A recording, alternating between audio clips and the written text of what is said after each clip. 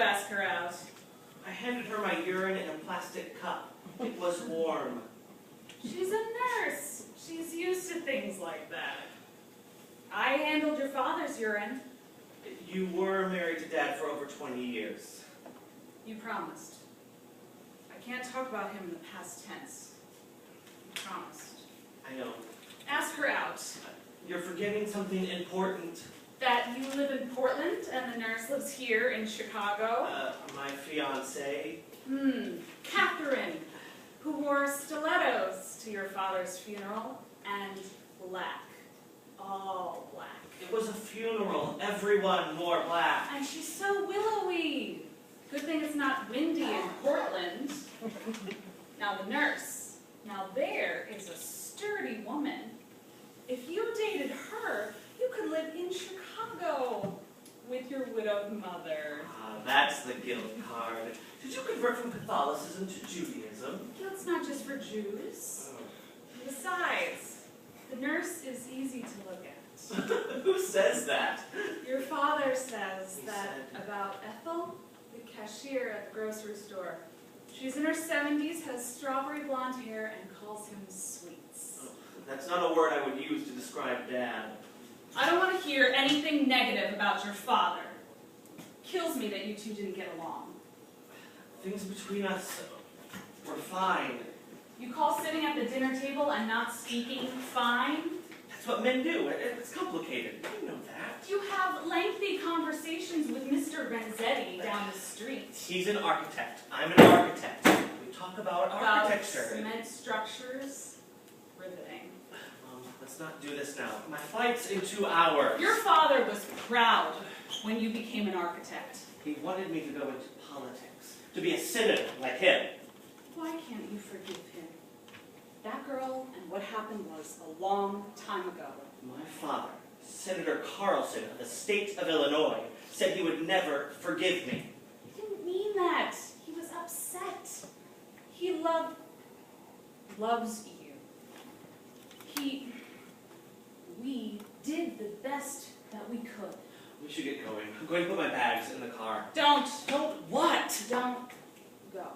What? Stay just a little longer. I have to be in the office in the morning, and Catherine has been home this Well, you don't have to say no so quickly. I didn't say no. Well, you didn't say yes. This is your home. Portland is A stopover. You told me to take that job. Parents say things that we don't mean. It's just that this is the first time you've mentioned it. I've been here for a month, packing up Dad's hunting magazines, drawers full of fleece socks. He needed those socks. He had cold feet. I'm just surprised, that's all. Yeah, I'm surprised. 30 years I had with your father. That may seem like forever to you, but it's not enough time. And you never cried, you don't talk about him, it's like you're not even affected. How can you say that? Every time I try to talk about him, you either ask me to pass the salt, or you cough loudly. I can't, I'm not ready to talk about him. Well, I have to. He's everywhere. This morning, I thought he was outside, getting the paper. I was in the kitchen, mashing bananas. I wanted to make pancakes for him. For you. Mom, I've been doing some reading. Measured the flour, poured it in the blue ceramic mixing bowl, the one that you bought in Mexico with Catherine. There are stages of grief. Our anniversary last year. 5. I wanted to tell your father about the dream I had last night. Right now, you shouldn't expect We were water yourself to... skiing on Lake Michigan, and we had matching camouflage coats. It was snowing. Like I said, Your there are father 5 had stages of grief. all of his hair. He hasn't had that much hair since you were born. The first one is denial. It's denial. Thought I heard the front door close, slippers on the carpet. I turned around and he wasn't there.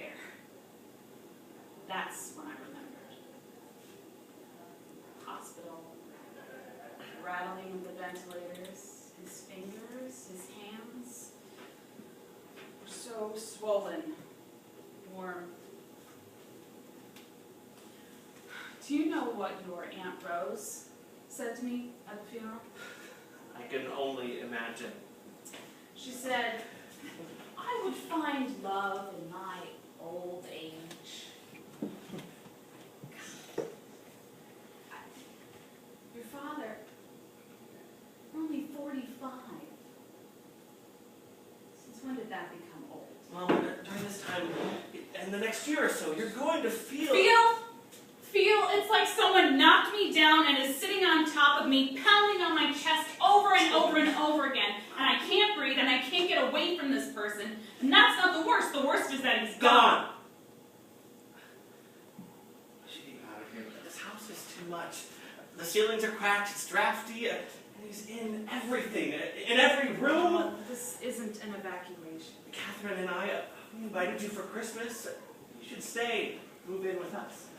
With a fiancé who doesn't even like me. You don't know each other. You don't give her a chance. You keep her away from us. This is your home.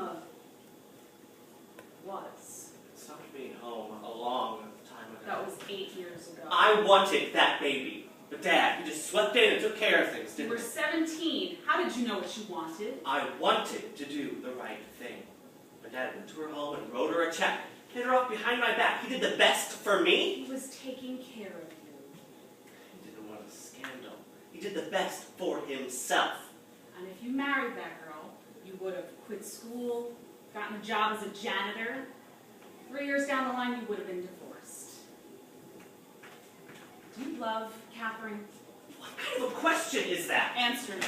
Yes, of course, you know that. Then it worked out. Your father didn't want life to be hard for you. That was his way of taking care of you. And after he stopped looking at me, stopped talking to me, when I tried to talk to him, he kept his eyes on the carpet or stared at the blank wall behind the TV. The best was whenever he'd pick up his paper and leave the room.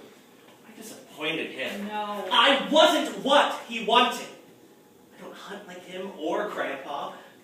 I don't like football. I didn't go to law school. God, I don't eat meat. We will never understand why you chose to be a vegan. Vegan. And that fiancé, she doesn't eat honey because bees have souls. After your last visit, your father and I laughed about that for a week. Thanks for that. Too sensitive. We should have given you a brother to toughen you up. Don't blame him. Blame me. I stayed out of it because I thought things would work themselves out. I saw how he treated you. I was so angry, and I never said anything, and now it's too late to fix it. You couldn't fix I that. could have tried. After he got sick and stepped down, it used to drive me crazy that he was home all the time, following me around, asking me how he could help. Because of how he treated you, I stopped talking to him. I thought I didn't need him, but I do. You have me. You could need me. You're a grown man with a fiancé. My life is here. I've been teaching 7th grade English at St. Paul's since I graduated college. We have schools in Portland. Just a visit. You're just saying that. What would I? Just come for a visit. That's all I ask. I don't want to leave him. You're not. He's so angry if you stopped taking care of yourself. No more talk of stages. Not a word, Mom.